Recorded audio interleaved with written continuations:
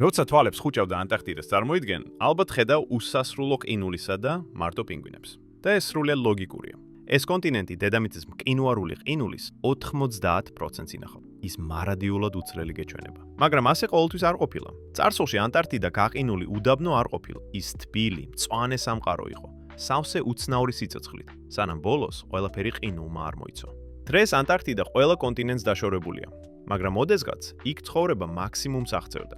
ვიცით, რომ ანტარქტიდა სამხრეთ ამერიკასა და ავსტრალიას უკავშირდებოდა, რადგან მეცნიერებმა სამივე კონტინენტზე თითქმის იდენტური საუროპოდების თვლები იპოვეს. ეს აჩვენებს, რომ დინოზავრები თავისუფლად გადაადგილდებოდნენ მათ შორის. ზოგმა ანტარქტიდაში დაიდო ბინა. მეზოზოურ ხანაში ის უფრო ჩრდილოეთით მდებარეობდა. გლობალური ტემპერატურა გაცილებით თბილი იყო და კრეტას პერიოდში კონტინენტის საშუალო ტემპერატურა დაახლოებით 12 ცელსიუსს შეადგენდა. ამიტომ დღევანდელი რამდენიმე ცხოველის ნაცვლად ანტარქტიდას ოდესღაც დინოზავრების მთელი ეკოსისტემები ჰქონდა. თეროპოდები, ანკილოზავრები, ჰადროზავრები და საუროპოდები. მისი ზღვები საზღვაო რეპტილიებით იყო სავსე და მსუბუქი კლიმატითა და ძლიერი ნალექებით ეს მიწა არაფრით გავდა დღევანდელ ანტარქტიდას. ის მწვანე, უხვი და გიგანტური, მარადმწვანე ტყეებით იყო დაფარული, სადაც ბატონობდნენ წიწონები, გვიმრები და ყვავილოვანი მცენარეები. იქ ყოფნისას ვერც კი მიხვდებოდი, რომ ანტარქტიდაზე იყავი. მაგრამ ის სამყარო გაქრა. დინოზავრები გადაშენდნენ და თავად ანტარქტიდაც ვერ გადაურჩა კატასტროფას. ის ასტეროიდი, რომელმაც დინოზავრები გაანადგურა, ალბათ მისი სანაპიროებზე გიგანტური ცუნამები დაატყდა. ჰაერი იმდენად გააცხელა, რომ ზედაპირზე მყოფი ყველაფერი მოკლა და კონტინენტის მასშტაბით ტყის ხანძრები გააჩინა. თითქოს ცენოზოური ეპოქა, ცივი პერიოდი იყო, რეალურად ანტარქტიდა ამ დროს კიდევ უფრო თბილი იყო. კრეტას პერიოდის დასრულების შემდეგ ტემპერატურა მკვეთრად გაიზარდა. სავარაუდოდ უცნობ წყაროებიდან ატმოსფეროში უზარმაზარი რაოდენობით ნახშირორ ჟანგის გამოყოფის გამო. პალეოცენისა და ეოცენის პერიოდში სითბო თანდათან იზრდებოდა. ხოლო ეოცენის თერმული მაქსიმუმის დროს დედამიწაზე უკანასკნელი დაახლოებით 100 მილიონი წლის განმავლობაში ყველაზე მაღალი ტემპერატურა დაფიქსირდა. თვითონ ანტარქტიდაზე საშუალო ტემპერატურა დაახლოებით 25 ცელსიუსი. მიუხედავად ამისა, კონტინენტი მეზოზოური ეპოქიდან მოყოლებული სამხრეთისკენ გადაადგილდა. თუმცა მაინც უფრო ჩრდილოეთით იდგა, დაახლოებით 60 გრადუსი სამხრეთ განედზე. ეს მცენარეებს განვითარების ფართო შესაძლებლობას აძლევდა და სახეობებს, რომლებიც დღეს იქ ერთ წამსაც ვერ გადარჩებოდნენ, საშუალებას აძლევდა მთელი მიწა დაეკავებინათ. თუ პალეოგენის უმეტეს პერიოდში ანტარქტიდაზე მოხდებოდი, შეიძლება გეთიქრა, რომ ტროპიკულ კუნძულზე ამოყავი თავი. რაც უფრო ღრმად შეაღწევდი ამ დაკარგულ სამყაროში, მით უფრო გააცნობიერებდი, რომ აქ ცხოვრება მაინც წარმოუდგენლად რთული იყო. უბრალოდ სრულიად სხვა მიზეზებით. დღეს ანტარქტიდაზე ყველაზე დიდი ხმელეთის ცხოველი არის პატარა ზომით თითქმის მცირე ჭიანჭველის ტოლი. მაგრამ ადრე ანტარქტიდის უმაღლესი მტაცებელი კაცილებით უფრო დიდი და ბევრად უფრო საშიში იყო. დინოზავრი, სახელის გარდა ყველაფრით. საშინელი ფრინველი.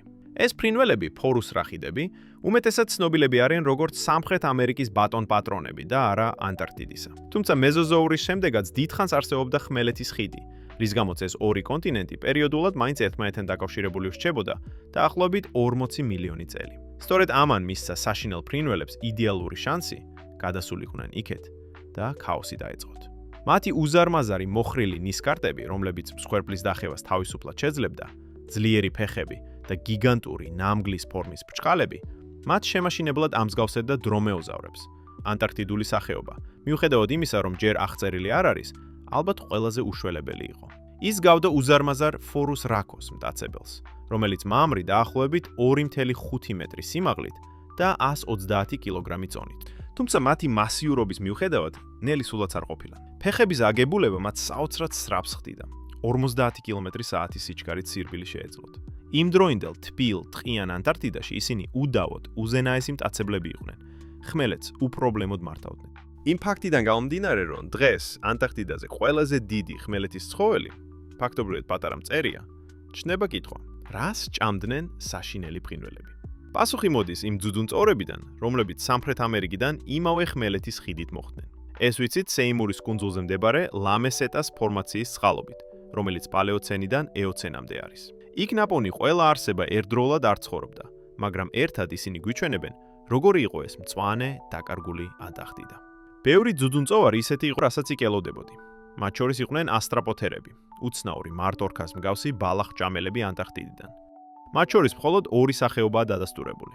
ტრიგონოსტილოპს და ანტარქტოდონ. ორივეს ჰქონდა უცნაური გადიდებული კბილები, მაგრამ უცხინარი მცენარეჭამიები იყვნენ. მათი ზომები მერყეობდა. ვარაუდობენ, რომ ანტარქტოდონს შეიძლება 9 ტონას გადაეჭარბებინა. თუმცა ეს დაუდასტურებელი. კიდევ უფრო მძიმე წონოსანი იყო ნოთიოლოფოს. სავარაუდოდ, დინოზავრების შემდეგ ანტარქტიდაზე ყველაზე დიდი დადასტურებული ხმელეთის ცხოველი. ზრდასრულები დაახლოებით 400 კილოს აღწევდნენ და იკვებებოდნენ ყვავილოვანი მცენარეებით, რომლებიც ოდესღაც კონტინენტს ფარავდა. ისინი იყვნენ ლიტოპტერნები, გადაშენებული ურქოიანი ძუძუმწოვრები, ცნობილი მათი უცნაური გარეგნობით.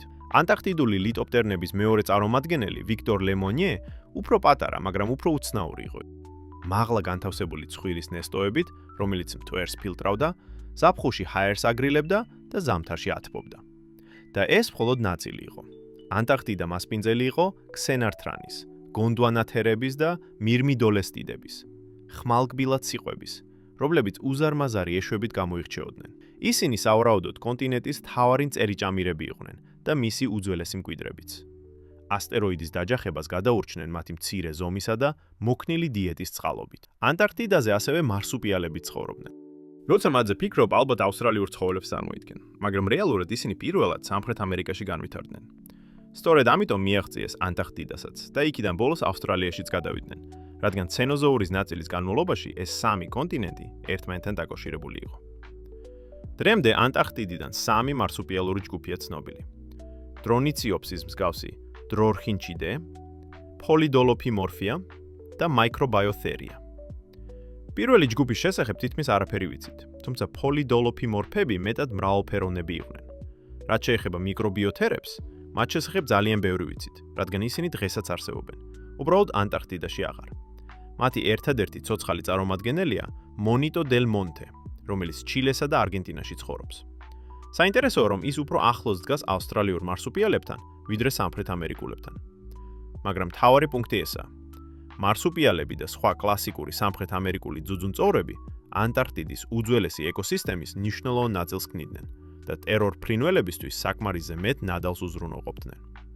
და ძუძუმწოვრები ერთადერთები არ იყვნენ, ვისაც მტაცებლების ეშინოდათ. ამ მწვანე უძველეს ანტარქტიდას კიდევ ერთი ხორცი ჭამი ამკვიდრებდა. პალეონტოლოგებს ეჭვი ჰქონდათ, რომ ანტარქტიდაში ოდესღაც ნიანგები ცხოვრობდნენ, მაგრამ მტკიცებულება არ არსებობდა. სანამ ეოცენის ასაკის მასიური ოსტეოდერმი არ აღმოაჩინეს. იგი თანამედროვე და გადაშენებული ნიანგების ოსტეოდერმებს ემთხვეოდა, რაც ადასტურებდა, რომ ნამარხი კუთვნილი იყო კროკოდილიანს, თუმცა ზუსტი სახეობა ჯერ კიდევ უცნობია. რაც ნათელია, მისი საოცარი ზომაა. ეს ნაჭერი 7 მეტრიან ნიანგს ეკუთვნოდა, დაახლოებით 15%-ით უფრო დიდს, ვიდრე ყველაზე დიდი დადასტურებული ნიანგის და დაახლოებით 35%-ით უფრო დიდს, ვიდრე საშუალო ზომისას. თუ ნახევრად წყლის ცხოველებსაც ჩავთვლით, ნიანგები იმ ეპოქის ყველაზე დიდი ხმელეთის მტაცებლები იქნებოდნენ. მტკიცებულებები კიდევ ერთ რამესკენაც მიუთითებს. ეს ნიანგი მარტო არ იყო. ახლომდებარე ნაშთები სხვა ნიანგებსაც ამჟღავნებს, მათ შორის უფრო სპეციალიზებულ თევზებზე მონადირე სახეობებს. პინგვინები. ჩვეულებრივ, უცნაურად შეიძლება მოგეჩვენოს, რომ ისინი მაშინაც არსებობდნენ, როცა ანტარქტიდა ბევრად თბილი იყო. სინამდვილეში სითბო სწორედ ის გარემო იყო, სადაც პინგვინები წარმოიშვნენ. ისინი დაახლოებით 60 მილიონი წლის წინ ავსტრალიისა და ახალი ზელანდიის თბილ სანაპიროებზე განვითარდნენ. შემდეგ კი ანტარქტიდაში გავრცელდნენ და იქ აყვავდა მათი მრავალფეროვნება. დღეს ანტარქტიდაზე მხოლოდ 2 სახეობის პინგვინი ცხოვრობს. თუმცა პალეოგენში დაახლოებით 16 სახეობა არსებობდა. თითოეულს თავის თავისებურება ჰქონდა და ისინი ბევრად უფრო დიდი იყვნენ. თანამედროვე იმპერატორი პინგვინი დაახლოებით 45 კილოს აღწევს და 1.5 მეტრამდე იზრდება. შთამბეჭდავია, მაგრამ სრულიად წვრილფეხა მოგეჩვენება 2 უძველეს ტიტანთან შედარებით. ანთროპორნისთან და პალეოდიპთესთან. ეს გიგანტური პინგვინები 2 მეტრს აჭარბებდნენ და ბევრად მძიმეებიც. ანთროპორნის დაახლოებით 100 კილოს იწონდა, ხოლო პალეოდიპთეს შესაძლოა 140-მდე აღწევდა. ისინი ასევე ძლიერი მკვინთავები იყვნენ. სავარაუდოდ 50 წუთზე მეტხანს ჩერდებოდნენ წყლის ქვეშ, რაც საშუალებას აძლევდათ დაემორჩილებინათ კალმარები და თევზები. რატომ იყვნენ ესეთი დიდი? მთავარი ჰიპოთეზა კონკურენცია, თუმცა მათი ზომაც კი ვერ დაიცავდა მათ ნამდვილი კოშმარებისგან, რომლებიც სანაპიროებს დარაჯობდნენ. ადრეული ცეტაცეები, იმ დროის მოზოზავრები. პალეოგენის პერიოდის ვეშაპები მათზე გაცილებით დიდი და შემზარავი იყვნენ. ცნობილია ვეშაპების ორი გვარი. პირველი იყო ბასილოზავრიდი. იყო დიდი, გველის მსგავსად წაგზელებული სხეულით, უზარმაზარი თავის ქალით და გიგანტური კბილებით, რომლებსაც შეეძლოთ კანის, კუნთისა და ძვლის გახრედა. აღმოჩენილი ქვედაღბის ფრაგმენტი მიუთითებს, რომ მისი სიგრძე შესაძლოა 12 მეტრს აღწევდა და სავარაუდოდ იკვებებოდა ყველაფრით, რაც მის ზომას შეესაბამებოდა, მათ შორის გადაშენებული გიგანტური ზღვის კუებითაც. მის გვერდით ცხოვრობდა ლანოცეტუსი. შესაძლოა კიდევ უფრო საშინელი შესახედი იყო. ჩვენ მხოლოდ ახალგაზრდა ინდივიდის ძვლები გვაქვს, თუმცა ის უკვე უდიდესი ზრდასრული ორკების ზომის იყო, რაც ნიშნავს, რომ ზრდასრულები შესაძლოა გიგანტური ყოფილიყვნენ. თანამედროვე კუზიან ვეშაპებისგან განსხვავებით, ამ ადრეულ პლანქტონჭამელ ვეშაპებს ჯერ კიდევ ჰქონდათ კბილები, რაც საშუალებას აძლევდათ მტაცებლურ და შეწოვითი კვების სტილის.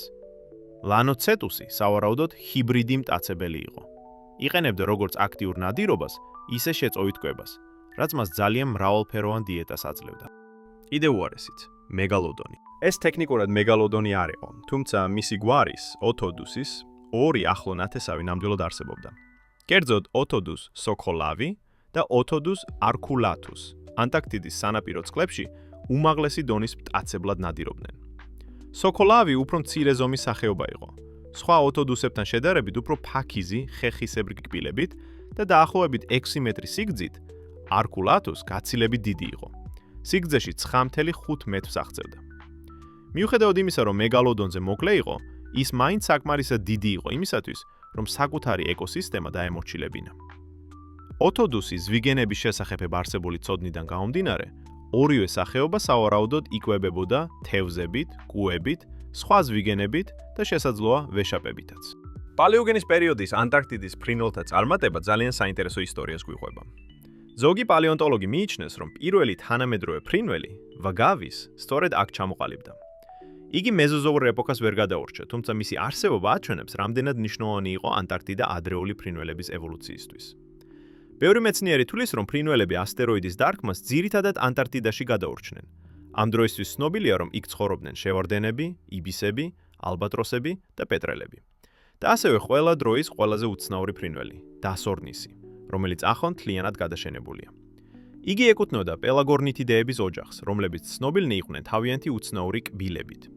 ეს რეალური კბილები არ იყო, არამედ ძლოვანი გამონაზარდები ყბებზე, რაც მათ გარეგნობას განსაკუთრებით შემზარავს ხდიდა. ეს ფრინველები გიგანტურები იყვნენ და დასორნისიც გამონაკლისი არ ყოფილა. მისი ფრთების შლილი 5-დან 6-მდე მეტრს აღწევდა. მიუხედავად ასეთი ზომისა, მისი ნამარხები ძალიან მტვრევადია, რაც მიუთითებს, რომ იგი ძირითადად თევზებითა და ცეფალოპოდებით იკვებებოდა. და ეს იყო ანტარქტიდა ყინულებამდე. ქაოსური, ცოცხალი სამყარო, სავსე უცნაური და საშიში ცხოველებით. რაც საბოლოო კითხვამდე მიგვიყვანს. სად წავიდნენ ისინი? სამწუხაროდ, ანტარქტიდის მცხოვრებთა უმეტესობას ტრაგიკული ბედი ეწია, როცა ეოცენის ბოლოს მის ტროპიკულ სამყაროს ფუძე გამოეცალა. ვინც იქ იმყოფებოდა, თუ არა უკიდურესად იღბლიანი პინგვინი ან ჩინველი, საშინელ სიკვდილს გადააწყდებოდა. თითქოს თავად ბუნება აუჯახდა კონტინენტს. ყველაფერი, რაც შეიძლებოდა არასწორად წასულიყო, ერთდროულად დაიწყო. ზუსტი ქრონოლოგია ბუნდოვანია. თუმცა, სავარაუდოდ, ყველაფერი დაიწყო მაშინ, როდესაც ანტარქტიდა საბოლოოდ გამოეღო სამხრეთ ამერიკასა და ავსტრალიას, რის შედეგადაც ჩამოყალიბდა დრეიკის სრუტე და ტასმანიის სრუტე. ამ იზოლაციამ ადგილობრივი ფაუნა ჩაკეტა კონტინენტზე, რაც თავისთავად პრობლემა არ იქნებოდა, ანტარქტიდა უზარმაზარია. თუმცა ამას გაცილებით მძიმე შედეგი მოყვა. 200 მილიონ წელზე მეტხანს, თბილი ან თუნდაც ცხელი გლობალური კლიმატის შემდეგ, დაახლოებით 34 მილიონი წლის წინ, კლიმატი მკვეთრად შეიცვალა. ტემპერატურა კატასტროფულად დაეცა. სავარაუდოდ იმის გამო, რომ ახალმა ოკეანურმა გასასვლელებმა ხელი შეუწყო ანტარქტიდული ცირკულარული დინების წარმოქმნას. ეს გიგანტური ცივი დინება დღესაც გარს უვლის კონტინენტს, ბლოკავს თბილ წყლებს და შთანთქავს ნახშირორჟანგს. ამას დაემატა ისიც, რომ ანტარქტიდამ კიდევ უფრო სამხრეთისკენ გადაინაცვლა, რის შედეგადაც გაჩნდა პირველი მასშტაბური ყინულის საფარები და დაიწყო გვიანი კაინოზოური გამყინვარების ხანა, რომელშიც ტექნიკურად დღესაც ვცხოვრობთ. უცაბედმა სიცივემ ადგილობრივი სახეობების უმეტესობა გაანადგურა. ტემპერატურა იმდენად სწრაფად დაეცა, რომ ადაპტაცია პრაქტიკულად შეუძლებელი გახდა, ხოლო გაფართოებულმა მყინვარებმა ჰაბიტატები გიგანტური მასშტაბით გაანადგურა. ვითარებას კიდევ უფრო ამძიმებდა ისიც, რომ მზარდი ყინულის საფარები მზის სინათლეს ძლიერად ირეკლავდა, რაც სიცივეს კიდევ უფრო აძლიერებდა. მას შემდეგ კონტინენტი ამ გარყინულ მდგომარეობაში რჩება და მიუხედავად იმისა, რომ ლამესეტას ფენები გვაძლევს წარსულის სიმციმა სურათებს, ვინ იცის კიდევ რა იმალება ყინულის ქვეშ.